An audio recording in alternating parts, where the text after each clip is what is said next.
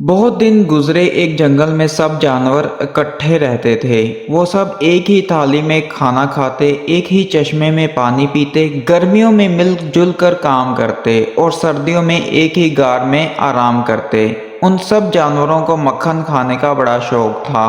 उनके मक्खन का जखीरा भी एक ही था। जब किसी को जरूरत होती तो वो थोड़ा सा मक्खन निकाल कर खा लेता। एक दिन उन्होंने देखा कि किसी ने बहुत सारा मक्खन चुरा लिया है। सब जानवरों को बड़ी तशवीश हुई। उन्होंने फैसला किया कि हर रोज एक जानवर सारी रात जाग कर पहरा दे। पहली बारी रीछ की आई। वो मक्खन के मर्तबान के सामने बैठ गया। बैठे बैठे रीछ की टांगें दर्द करने लगी। रात के पिछले पहर बाहर खुसर फुसर की आवाज सुनाई दी। रीछ के कान खड़े हो गए। कोई आहिस्ता आहिस्ता कह रहा था, बेरी के दरख्त वाले छत्ते में सुराख हो गया है, सारा शहद बहा जा रहा है। भैया रीछ होते तो उन्हें बता देता। रीछ को शहद खाने का बड़ा शौक था। वो सब कुछ भूल भाल कर बाहर की तरफ लपका। उधर खरगोश अंदर आया और मक्खन का मर्तबान निकाल कर जी भर के मक्खन खाया और रीछ के आने से पहले बाहर चला गया। बेचारा रीछ नाकाम वापस लौटा। अगली सुबह जानवरों ने मक्खन कम पाया तो उन्होंने रीछ को बुरा भला कहा और सजा के तौर पर साल भर के लिए उसका मक्खन बंद कर दिया। अगले दिन कुत्ते की बारी थी। वो दिन भर पहरा देते देते थक गया। रात को फिर खरगोश आया। उसने कुत्ते को जोर से सलाम किया। हेलो भैया, कैसे मिजाज हैं? कुत्ता बोला, सुबह से बैठे बैठे तंग आ गया हूँ। खरगोश बोला, तो आओ जरा दौड़ लगाएं। कुत्ते को दौड़ने का बहुत शौक था। झट तैयार हो गया। खरगोश ने कहा, मैं घास में दौड़ता हुआ लंबा चक्कर काटकर पुल तक जाता हूँ, तुम सड़क से जाओ, देखें पहले कौन हाथ लगाकर वापस लौटता है। कुत्ता मान गया। दौड़ शुरू हुई। खरगोश घास में कुछ दूर दौड़ा, फिर दुबक कर बैठ गया। जब कुत्ता काफी दूर निकल गया तब वो इत्मीनान से बाहर निकला और उसने गोदाम में जाकर जी भर के मक्खन खाया और फिर घास में छुप गया। इतने में कुत्ता दौड़ लगाकर वापस आ गया। उसने हाँफते हुए आवाज दी, ऐ खरगोश भैया, कहाँ हो तुम? खरगोश ने घास से सर निकाला और झूठ मूठ हाँफता हुआ बाहर आया और कुत्ते से हाथ मिलाकर घर को चल दिया। अगले दिन बेचारा कुत्ता भी साल भर के लिए मक्खन से महरूम कर दिया गया। अब भेड़िए की बारी थी। वो भी दिन भर मर्तबान सामने रख कर बैठा रहा। रात को खरगोश फिर आया। उसने भेड़िए को गुदगुदाते हुए कहा, कितने चोर पकड़ लिए हैं भेड़िए साहब? भेड़िया गुदगुदी के मारे हंसने लगा। खरगोश ने और ज्यादा गुदगुदाते हुए कहा, इतना नहीं हंसा करते भेड़िए भैया। भेड़िया और जोर जोर से हंसने लगा। उसे गुदगुदी बहुत होती थी। खरगोश ने दोनों हाथों से गुदगुदाते हुए कहा, जो ज्यादा हंसता है वही ज्यादा रोता भी है।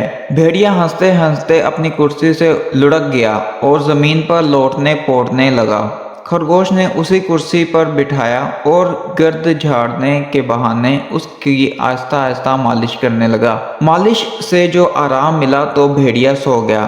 तब खरगोश अंदर गया। उसने जी भर के मक्खन खाया और अपने घर की राह ली। अगले दिन भेड़िए का भी वही हशर हुआ, साल भर के लिए मक्खन बंद। अब लोमड़ की बारी थी। रात को फिर खरगोश आया। ओहो, आज लोमड़ भैया की बारी है। खरगोश ने कहा, कितने चोर पकड़ लिए हैं भैया जी? लोमड़ ने बेजारी से कहा, सुबह से बैठे बैठे तंग आ गया हूँ। खरगोश बोला, तो आओ आंख मचौली खेलें, और अगर चोर आ गया तब? खरगोश बोला, हम दोनों उसका भरता बना देंगे। लोमड़ मान गया। दोनों दरख्तों के पीछे आंख मचौली खेलते रहे। कुछ ही देर में लोमड़ इतना थक गया कि वो आराम करने जमीन पर लेटा और लेटते ही सो गया। अगले दिन उसको भी सजा मिली, साल भर तक मक्खन बंद। लोमड़ जरा होशियार जानवर था। उसने अपना शुबा खरगोश पर जाहिर किया। अब तो सब जानवर बारी बारी अपनी आप बीती बयान करने लगे। सबको यकीन हो गया कि खरगोश चालाकी से मक्खन चुरा लेता है, लेकिन खरगोश को मक्खन चुराते देखा किसी ने नहीं था। सब जानवरों ने इस दफा जंगल के जासूस बंदर को चोर पकड़ने के लिए मुकर्रर किया। बंदर मक्खन का मर्तबान नीचे रखकर उस पर उल्टी बाल्टी मार कर बैठ गया। खरगोश वहां आया और बंदर से पूछा, कैसे हाल हैं? बहुत बुरे। बंदर ने रुखाई से जवाब दिया, सुबह से सर दर्द और जुकाम है, तो आइए सैर को चलें। खरगोश बोला, नहीं भैया, बिल्कुल मूड नहीं है। बंदर रुखाई से बोला, आंख मचोली भी नहीं खेलोगे? खरगोश ने इश्तियाक से पूछा। बंदर बोला, मुझे बच्चों के खेल पसंद नहीं आते। खरगोश ने हैरानी से पूछा, तो फिर कौन सा खेल पसंद है तुम्हें? बंदर बोला, रस्साकशी। खरगोश मान गया। बंदर ने झटपट खरगोश की दुम से रस्सा बांधा, उसका दूसरा सिरा दरख्त से बांधा और कहा, खींचिए रस्सा। अब खरगोश रस्सा खींचने में मसरूफ रहा। उधर बंदर सब जानवरों को बुला लाया। खरगोश उन्हें आते देखकर चौकन्ना हुआ और सारी बात भांप गया। उसने दुम छुड़ाने की कोशिश की, लेकिन कामयाब ना हो सका। बेचारा खरगोश पकड़ा ही गया और मक्खन चुराने का एतराफ कर लिया। जानवरों ने सजा के तौर पर उसकी दुम काट डाली और उसके कानों को जोर जोर से खींचा। कहते हैं मियाँ खरगोश तब से तन्हा तन्हा हैं और उनके कान भी लंबे हैं। उस दिन से खरगोश जंगल के जानवरों से अलहदा रहता है।